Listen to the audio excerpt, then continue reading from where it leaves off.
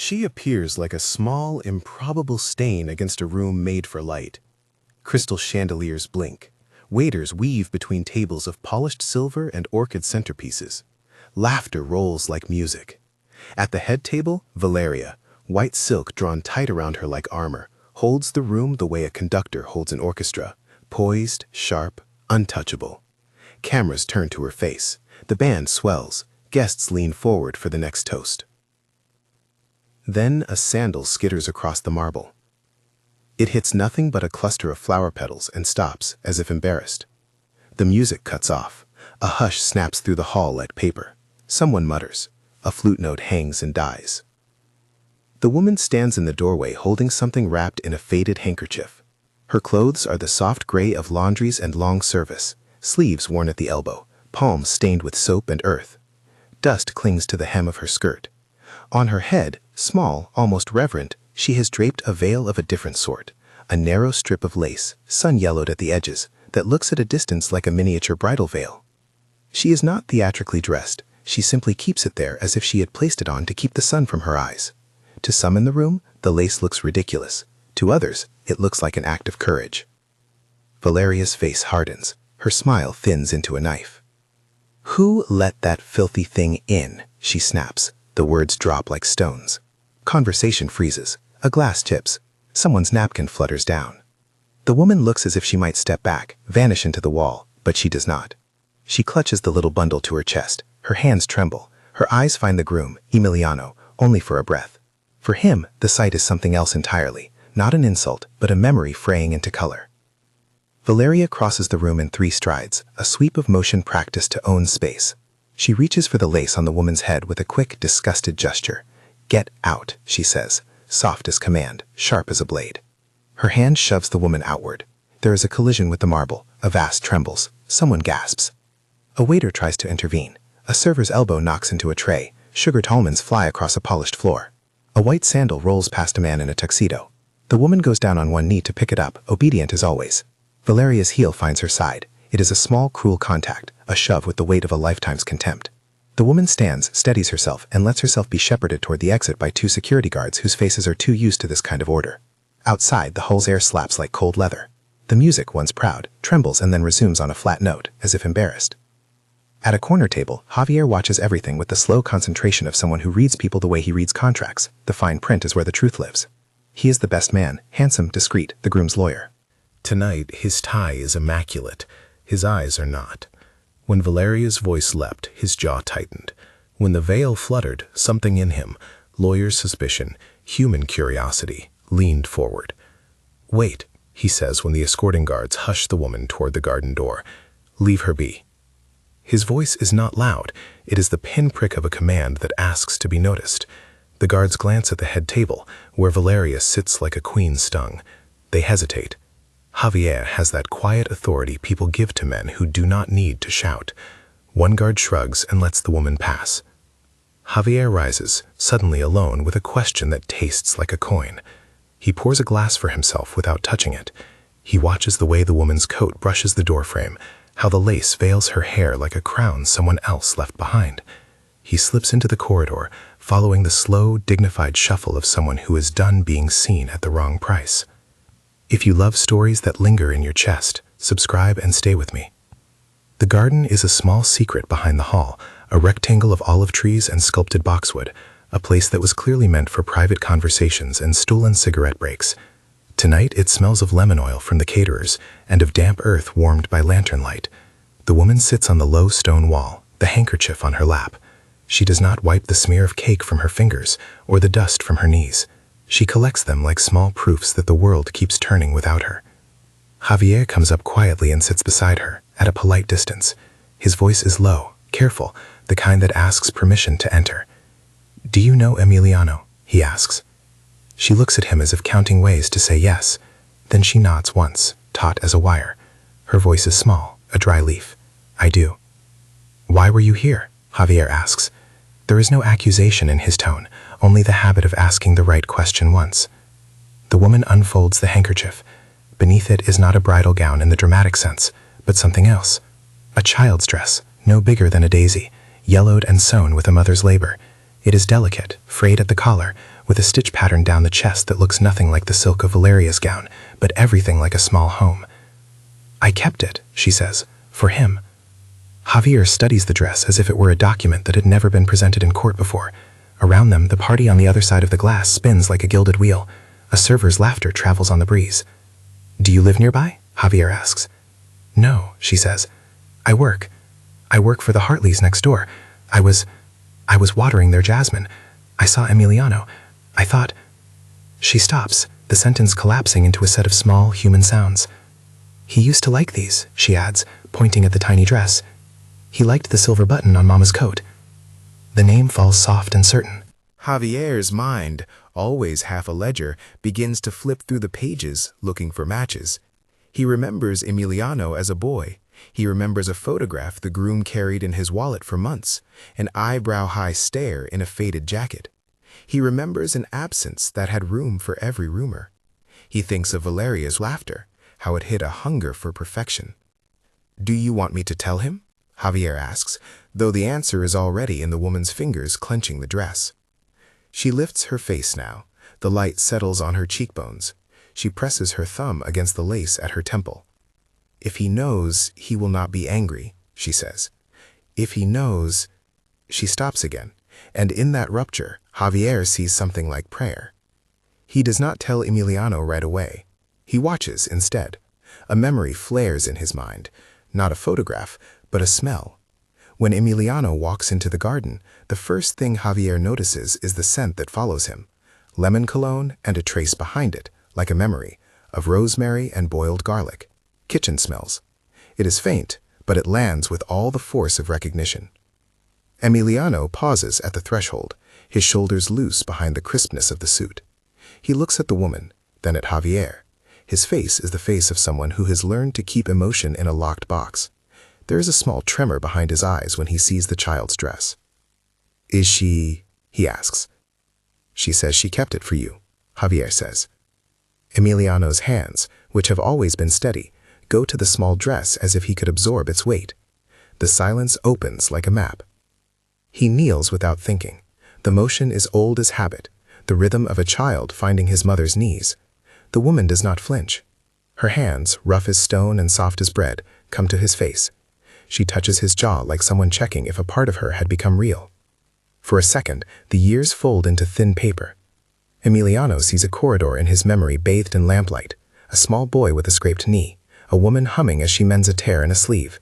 He remembers the sound of a voice saying sleep and the way the world paused. "Mom?" he whispers, an unwilling concession, as if even the word might be fragile enough to break. She nods. "Emiliano," she says. Her voice breaks on the name like a tide. They do not immediately tell each other the long list of hows and whys. There is no tidy confession that will fill the ledger.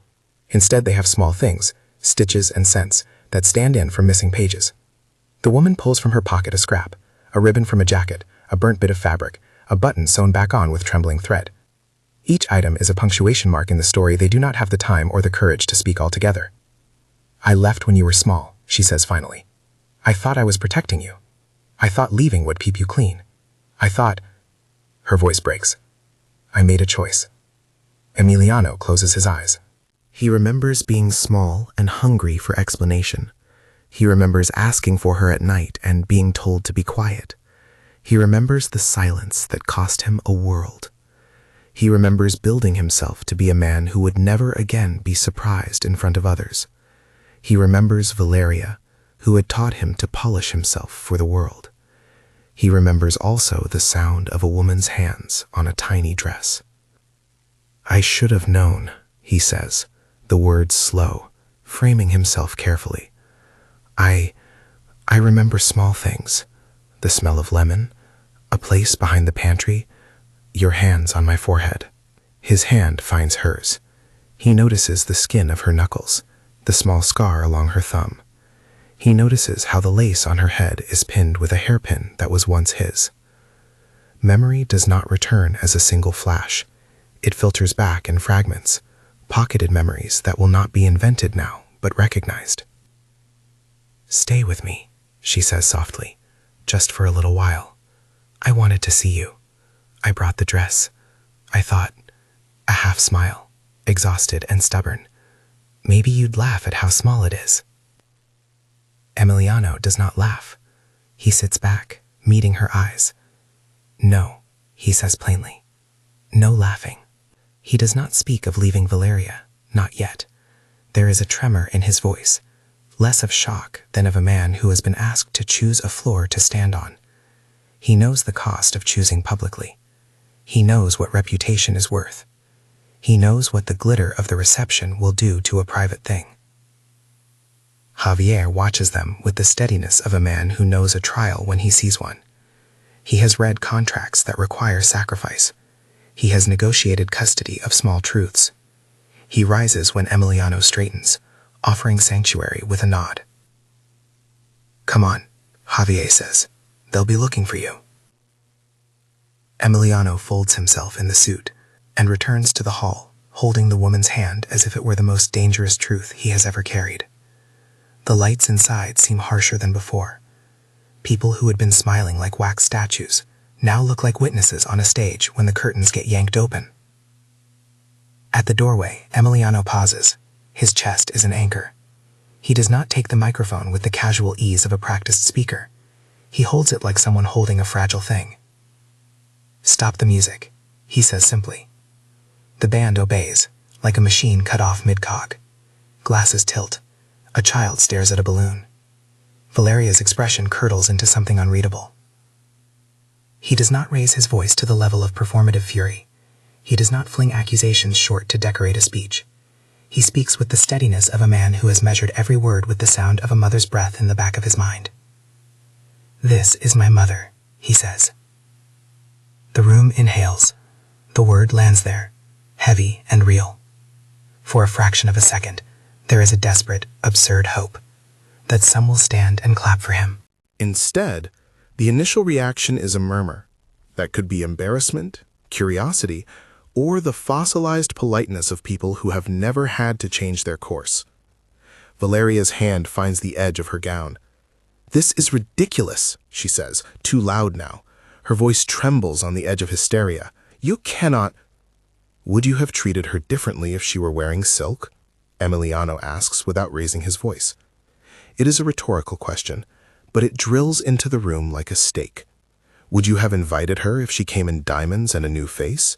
Would the sandals on the floor have mattered? Or would you have seen the hands that fed us?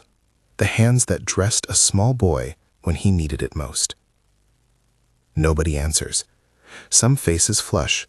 Others look at their plates as if the porcelain might answer for them. The band has stopped playing, but its instruments sit like mute witnesses. Emiliano's eyes find Valeria's. There is weariness and something else. There is a finality to the tone he has chosen. He could keep his voice low and private. He could slip his arm around her and step away. Instead, he steps away from the solace of silence. "I will not hide her," he continues. "She has been ashamed of me, of us, for years because of choices I don't understand yet. Tonight, I understand I made the wrong choice when I tried to erase that part of myself to be acceptable." Valeria's face is a portrait of rage. She stands, faces wobbling, as if the world has briefly become a thing she cannot fix with a well-placed smile. "You can't do this," she says, like a threat. "We have a name. We have plans. You promised." "You promised to love me," Emiliano answers, quiet. "But love isn't measured by a dress or by where someone washes your socks. It's not a public accessory." He turns to the woman. "This is my mother," he says again, the words softer now. "Her name is Rosa." Rosa's hands, which had been folded so tightly they were pale at the knuckles, unclench. She bows her head at this naming, a small coronation. Someone in the front table makes a sound like a sob cut short. Valeria moves toward them as if to drag them from the room by the collar of shame. Her fingers close on the groom's sleeve. For a breath, she seems to consider a more violent option, a sharp gesture that would have made the moment irreversible. Then she drops back, which is almost worse.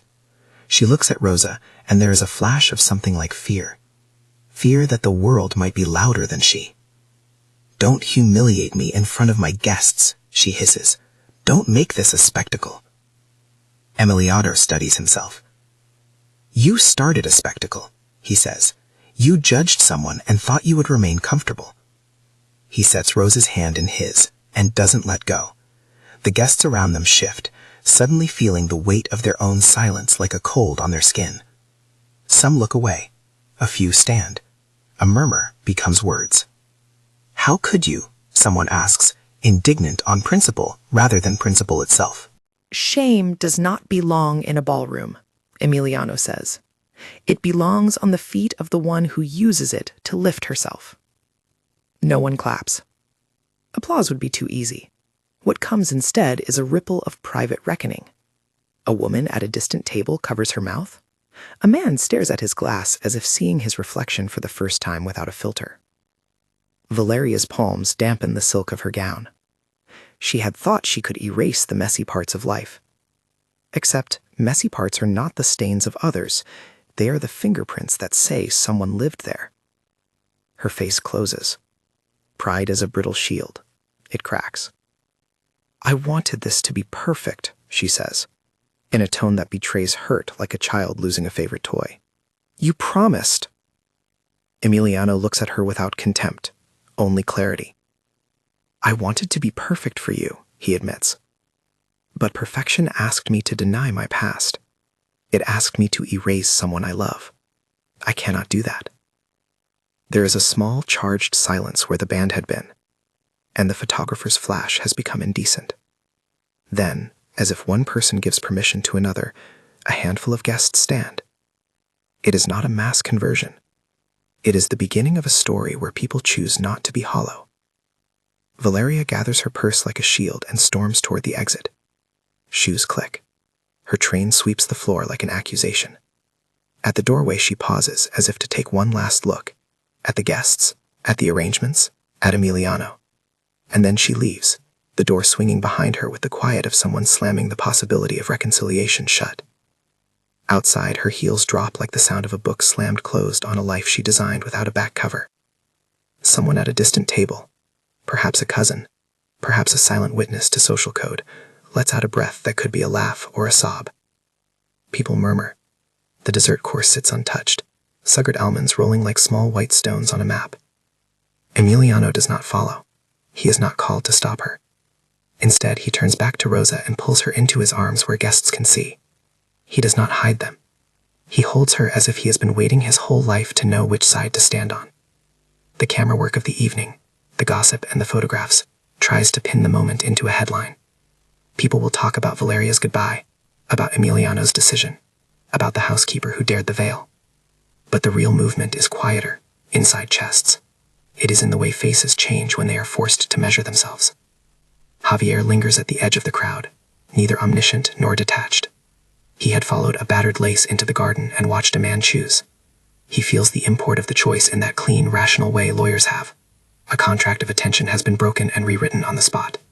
He meets Emiliano's gaze, and the groom gives him something like a nod. No words are needed. Valeria's departure is not merely a theatrical exit. It is a rupture. The catered evening dissolves into small groups standing under chandeliers that now seem too grand for the moment. Some guests slip away with the reflexive coattail of gossip. Others stay. The staff clear the toppled vases. A child picks up a sugar almond and rolls it between his fingers as if he has never had to care for anything beyond the small, tactile world of his palms. Later, when the crowd thins and the band packs their instruments, Rosa and Emiliano sit together in the garden once more. There is dew on the grass like a place someone else already slept. The world is quieter now. In the distance, a taxi coughs. The night wraps like a cloak. They do not speak of vows or lawsuits or the precise reasons she left. They do the more urgent, human work of feeling the lost time. Rosa whispers small apologies, some for leaving, some for being clumsy with the life she had. She speaks of how she tried to keep him safe, and how every step away felt like a small cutting. Emiliano listens without exploding into grief or glory. He asks questions, soft, direct, about the evenings he remembers and the nights he does not. He collects answers like pieces. At one point he reaches into his pocket and pulls out a photograph, the kind with bent corners and a child's smile that never left him. He presses it into her hands. "I kept this," he says. I kept it because he doesn't finish. No sentence could hold it. She tells him about the months she saved her wages to buy a small piece of ribbon that looked like the one in the photograph. She tells him how she stitched his pockets shut so they would not be stolen. She tells him about the neighbor who gave her a job cleaning houses after the storms. The details matter. They are proof not of a melodrama, but of the ordinary, stubborn love that looks after the everyday. John is not far, though no one says it out loud. The lamps are dimmed. The olive leaves toss in a small wind. Two people who had been a story of absence now make space in their speech for presence. It is not a tidy reconciliation. There are edges. There will be explanations and therapy and perhaps legal minutiae. Custody? Support? When did she go? Why didn't he come find her sooner? But tonight, those practical questions are allowed to wait. When the sun finally brushes the horizon like the edge of a promise, Rosa stands. Her knees complain, a small truth. Emiliano helps her. They walk slowly to the car Javier had arranged, not as an event, but like two people leaving a room that had been made too bright and too small. Javier walks them to the curb. He does not offer counsel, he offers friendship. He slides a small business card into Rosa's hand with the mechanized tenderness of someone who does not want to leave anything to chance. Call me if you need anything, he says. It is a practical blessing. Before they go, Emiliano looks over his shoulder at the hotel where the reception had been. It stands indifferent as ever, a building that knows nothing of tears. Come with me, he says to Rosa. Come home, we'll figure this out.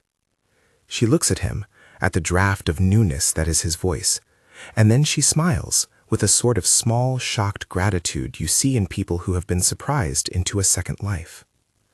Home, she repeats, as if learning the word in a new language. When they leave, the guests do not march behind them. They remain as they always are, a cross-section of human choices. Some will only remember the scandal. Some will remember the line Emiliano gave about dignity. A few will change the way they talk about the poor and the presence of humility at their tables. But the change will not be neat. It will be slow and heavy, like water moving under a bridge. Weeks later, the story will fold into gossip columns and then into a timeline, and people will have opinions about who is right. But what matters is quieter still. A small dress washed and refolded into a drawer. A woman who finally sleeps in a bed without the fear of being looked through. A man who learns to carry, not to hide, the place he came from. There are costs. Valeria has left, bitter and precise. The wedding hall will later issue a statement about canceled reservations and refunds. Some guests will gossip that Emiliano made a fool of himself. A few will extend a hand later when their children need jobs. Life will keep its economy of favors. But for Emiliano and Rosa, the immediate world is different. They have begun the slow arithmetic of repair. Small appointments, a phone number tied to the name of a caregiver, a tax form filled reluctantly and carefully. They sit together at breakfast in a small apartment that smells not of chandeliers but of coffee and old recipes. He watches her wash a pan and thinks of the way her hands move like someone who has been practicing care all her life. When friends ask him why he did it, he will not give a manifesto. He says, because she is my mother. That answer is both the simplest and the most complicated thing he has ever offered. People expect more rhetoric. They want a sermon. He gives them honest, stubborn truth.